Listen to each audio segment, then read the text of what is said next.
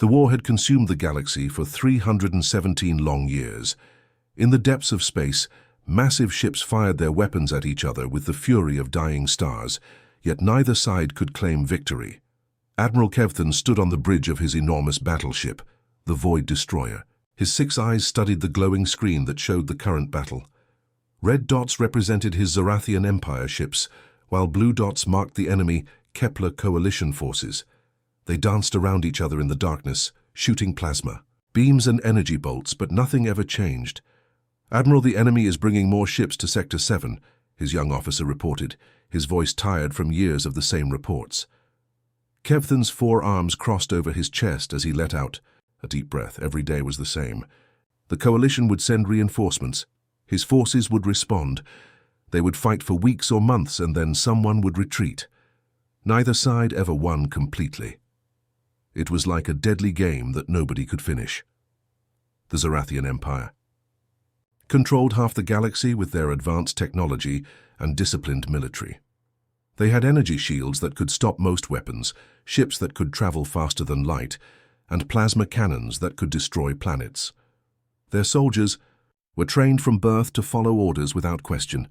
On the other side, the Kepler coalition matched them in every way. They had the same powerful weapons, the same strong shields, and the same determination to win. Their fleets were just as large, their commanders just as skilled. This perfect balance meant the war never ended. Both sides followed ancient rules of warfare that their ancestors had created thousands of years ago. They would announce their attacks before beginning them. They fought only in specific areas of space that both sides agreed upon. They never attacked hospitals or supply ships carrying food. These rules were supposed to make war more honorable, but they also made it impossible to win. In the outer edges of the galaxy, far from the great battles, sat a small yellow star with several planets orbiting around it. The third planet from the star was mostly covered in water and had a thin atmosphere. This world was called Earth by its inhabitants. The humans of Earth were considered primitive by galactic standards. They had only recently learned how to send messages faster than light speed. Their fastest ships could barely reach their own moon in a reasonable time. Most of their weapons still used chemical explosives instead of energy beams. They had never been in a real space war. Both the Zorathian Empire and the Kepler coalition knew about Earth, but neither side paid much attention to it. The humans seemed harmless and backward. Their entire planet had fewer people than a single Zorathian city.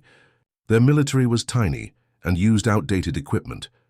What could such a primitive species possibly offer to a galactic war? The galactic intelligence reports on humans were brief. They noted that humans were curious and adaptable, but also violent and unpredictable. They fought wars among themselves frequently, but these conflicts were small and used primitive technology. Most galactic citizens viewed humans the same way humans might view insects. Interesting to study, but not important. While the great powers of the galaxy continued their endless war, humans on Earth lived their simple lives. They worked their jobs, raised their families, and slowly improved their technology. They watched the distant flashes of light in the night sky, not knowing they were seeing the explosions of massive space battles. Human scientists had detected the war years ago through their radio telescopes. They could see the energy signatures of the great battles, but they could not understand the scale of the conflict. To them, it looked like natural cosmic events. They had no idea that billions of beings were dying in those distant flashes of light. The war had already claimed entire solar systems. Planets that once held billions of people were now empty rocks floating in space. Space stations the size of small moons had been destroyed.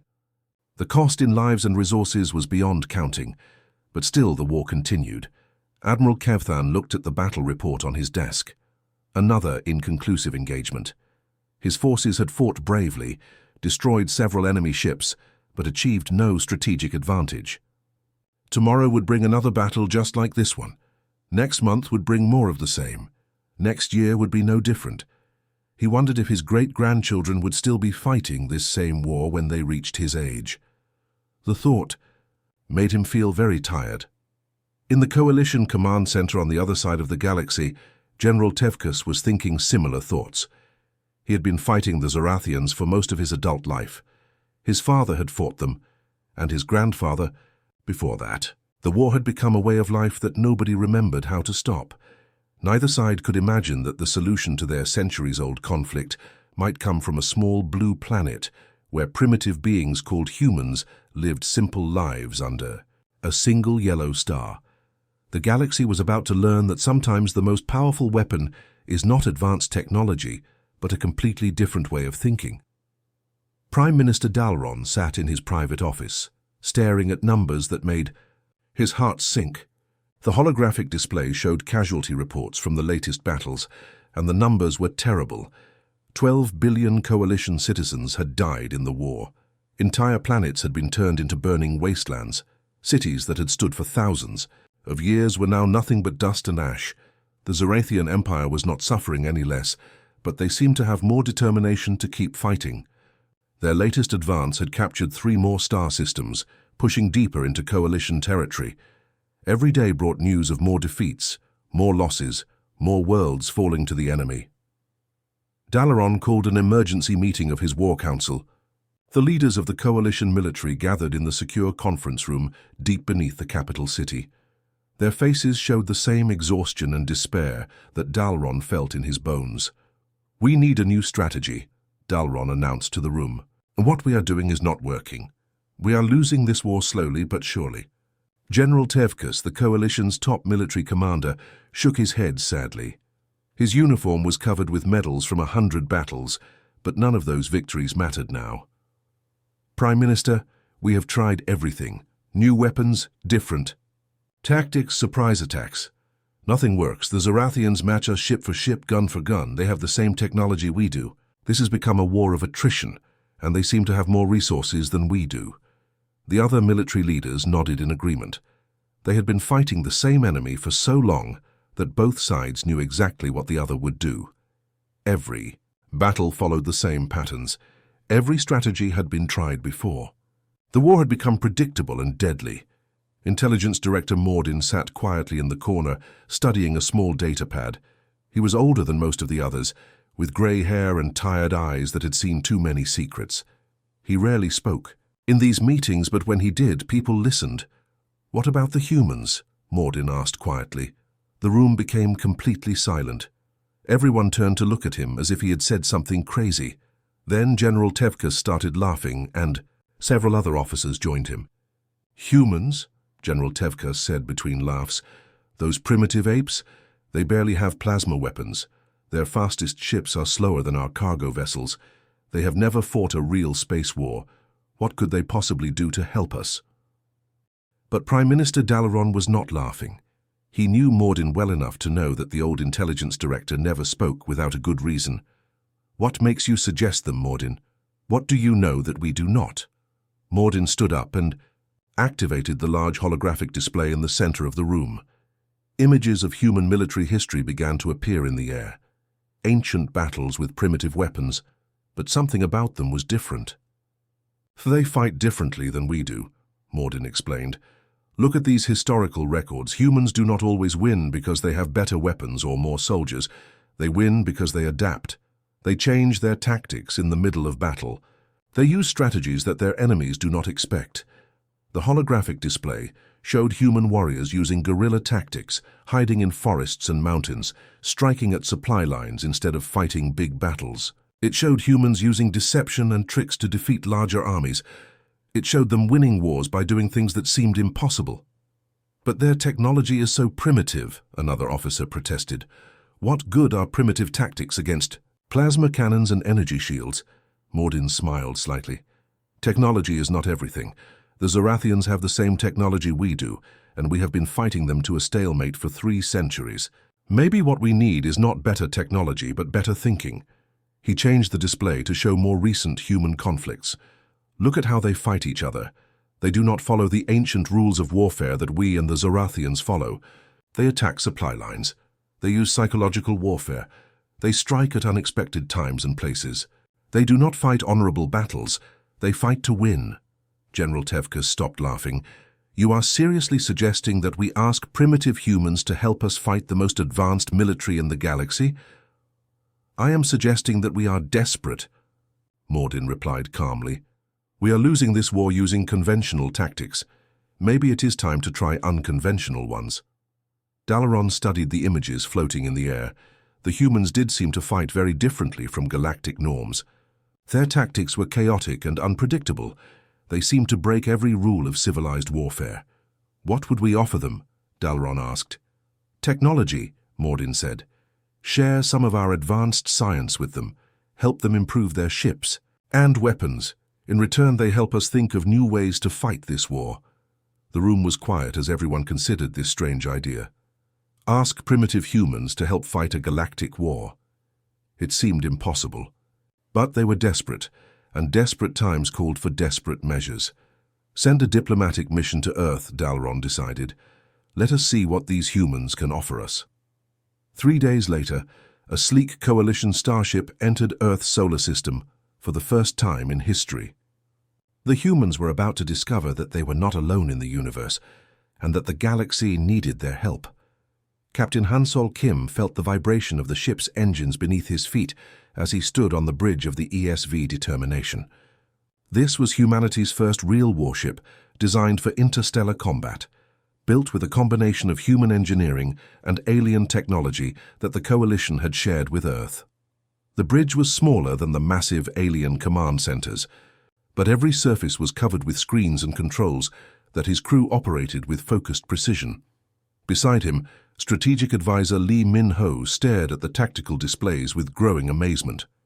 They were watching a live battle between Coalition and Zorathian forces near Kepler Station, transmitted to them through the Coalition's communication network. The battle had been raging for 6 hours, with hundreds of ships firing at each other in the darkness of space. This is incredible, Min-ho said, shaking his head. They are following the exact same attack pattern they used 50 years ago. Look at these formations. The Zorathians always approach from the left flank. The Coalition always defends in a diamond pattern. It is completely predictable. Lieutenant Chonari looked up from her communication station, her headphones still covering her ears. She had been listening to the battle communications between the two fleets for hours. Sir, I have been monitoring their battle chatter. Both sides announce their tactical moves before they execute them. They are following some kind of honor. Code. Hansol raised an eyebrow in surprise. They telegraph their attacks. They tell the enemy what they are going to do before they do it. More than that, said Dr. Park Ji-won, the team's military analyst. She was a small woman with sharp eyes who had studied every piece of data the Coalition had given them about the war. They have scheduled battle times. They fight only during certain hours of the day. They have predetermined engagement zones that both sides agree to fight in. They never attack supply lines or communication hubs. It is like they are playing a game with very strict rules. Min-ho pulled up the strategic overview on the main screen. The display showed the positions of both fleets across multiple star systems.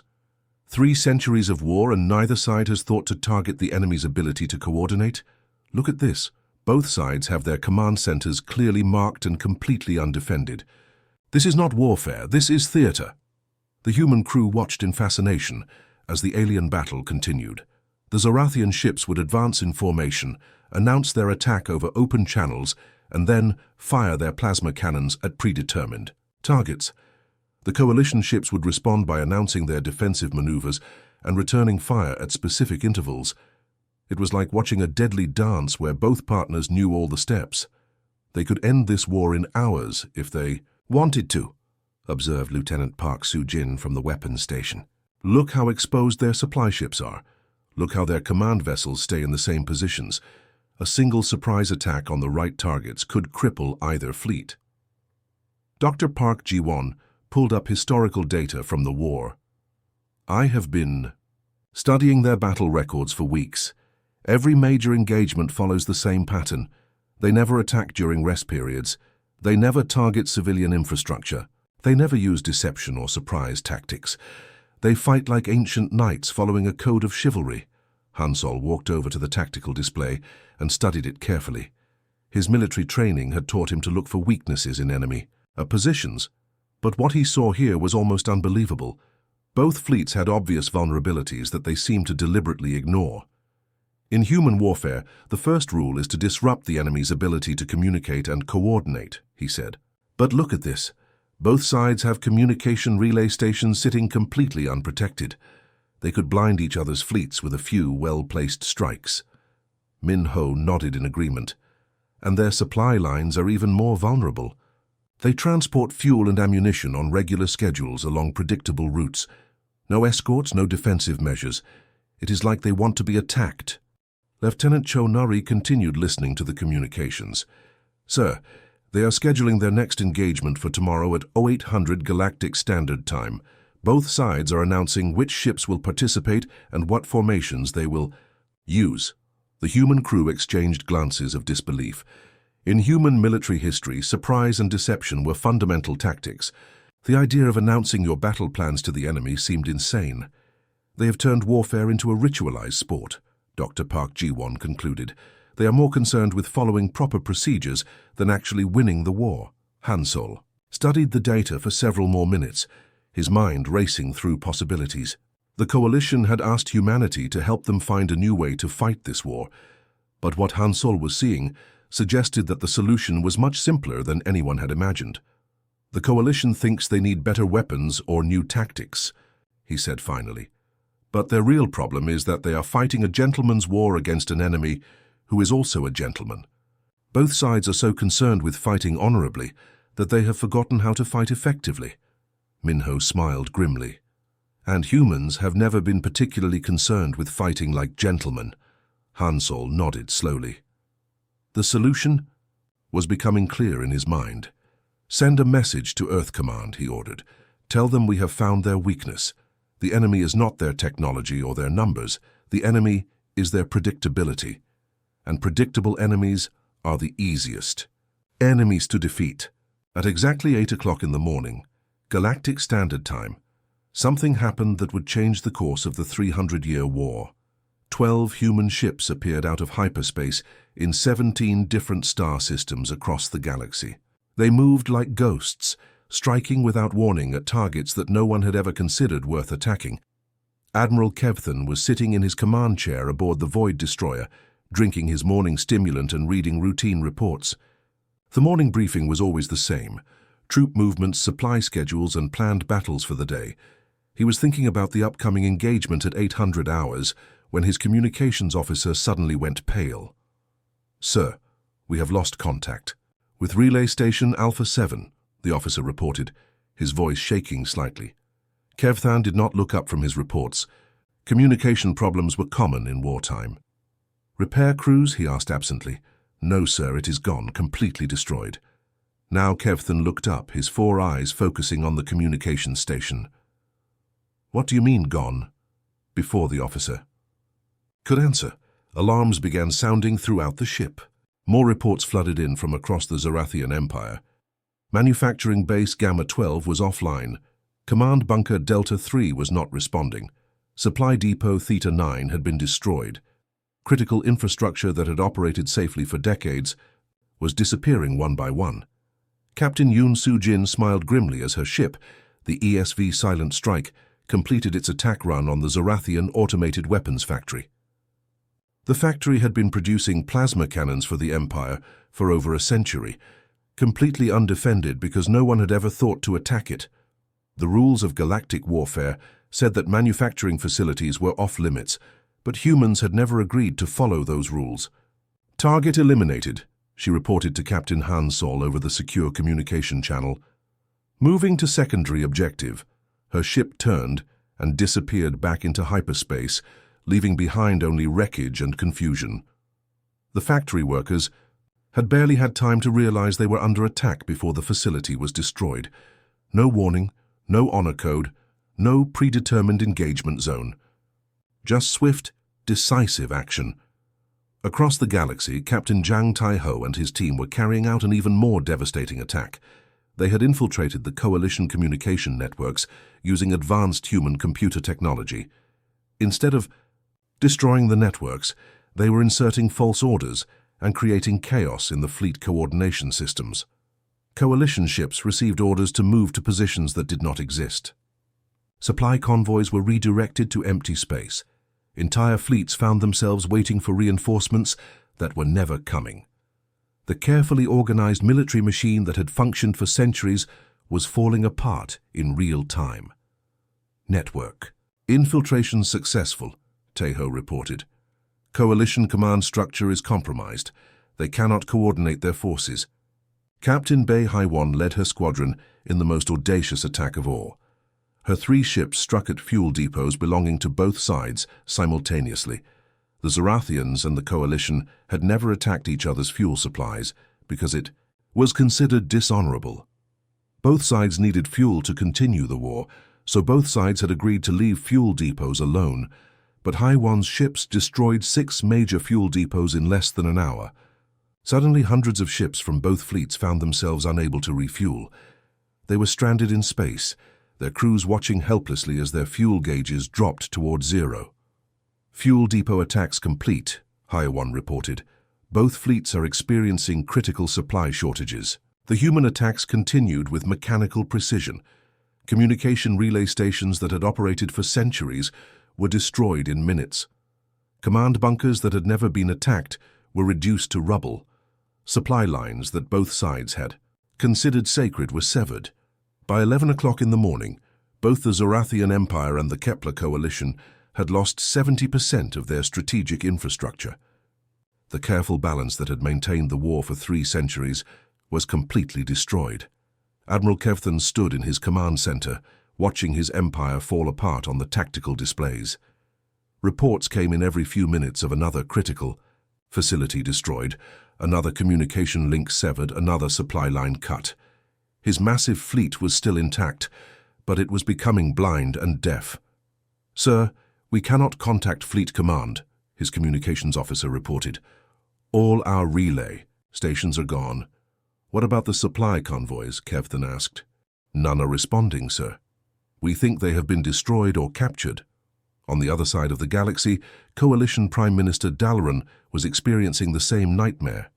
His military commanders stood around the war room, staring at displays that showed their entire infrastructure collapsing.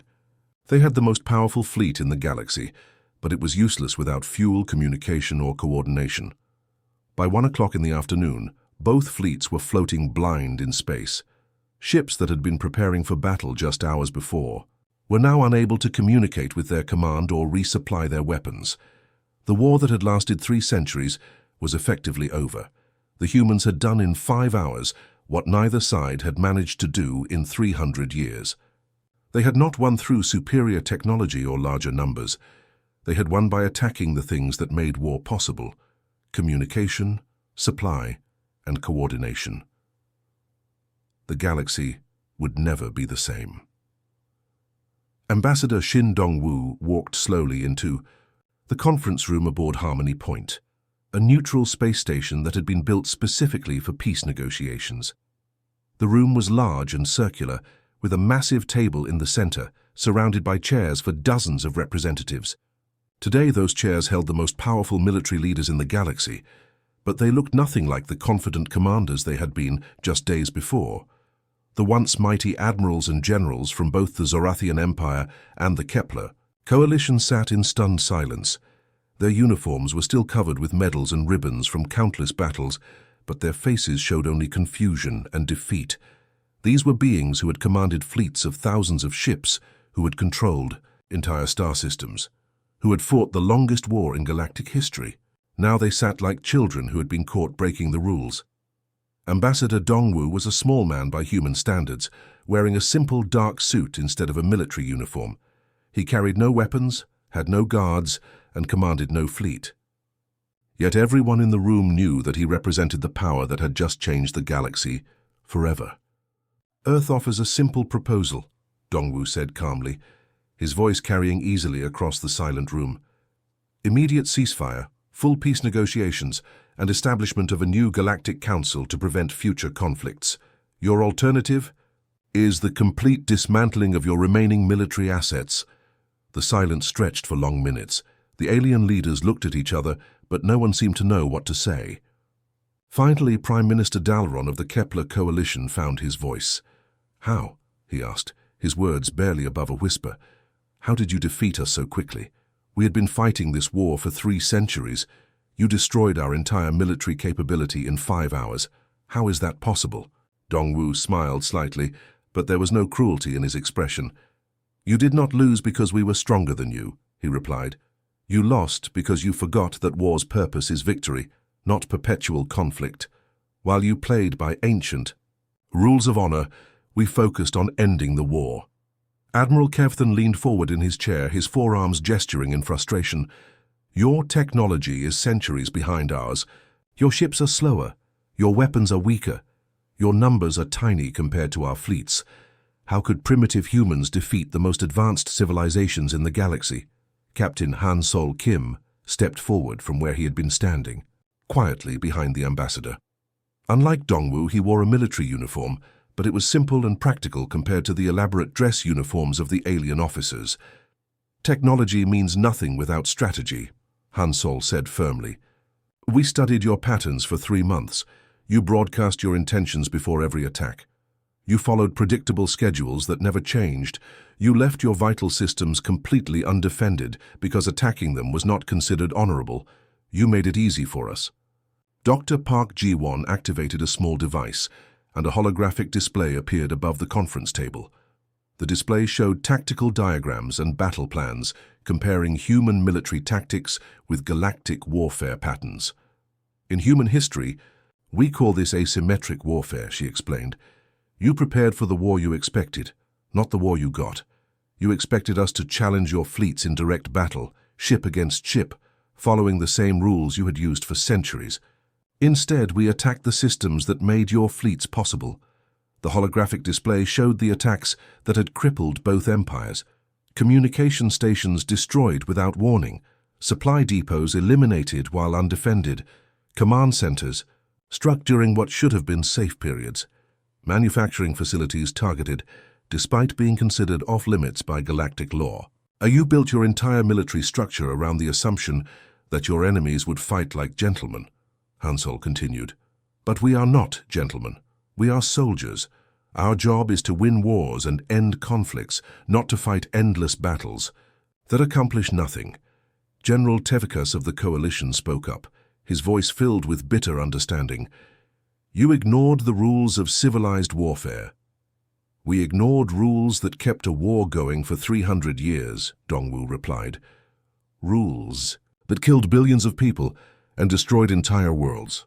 Rules that benefited no one except those who profited from perpetual conflict. The alien leaders began to understand what had happened to them. They had been so focused on fighting honorably that they had forgotten how to fight effectively. They had turned warfare into a ritual, a dance that both sides performed according to ancient traditions. The humans had simply refused to dance. What happens now? Asked Admiral Kevthan quietly. Now we build peace, Dongwu answered. A real peace, not just a pause between battles. The Galactic Council will include representatives from all civilizations, including Earth. We will establish new rules for resolving conflicts without war. And we will make sure that no one ever again profits from keeping conflicts alive. The peace accords were signed 6 hours later. The documents were simple and direct, written in language that left no room for misinterpretation. The 300-year war was officially over. As word spread throughout the galaxy, every civilization learned the same lesson. Humanity had not conquered through superior firepower or advanced technology. They had won through adaptability, unconventional thinking, and the willingness to end conflicts rather than perpetuate them. The small blue planet in the outer rim, which had been ignored and dismissed as primitive just days before, had suddenly become the most respected and feared world in the galaxy. Not because humans were cruel or violent, but because they understood something that the galaxy had forgotten. Sometimes the most important victory is knowing when and how to stop fighting.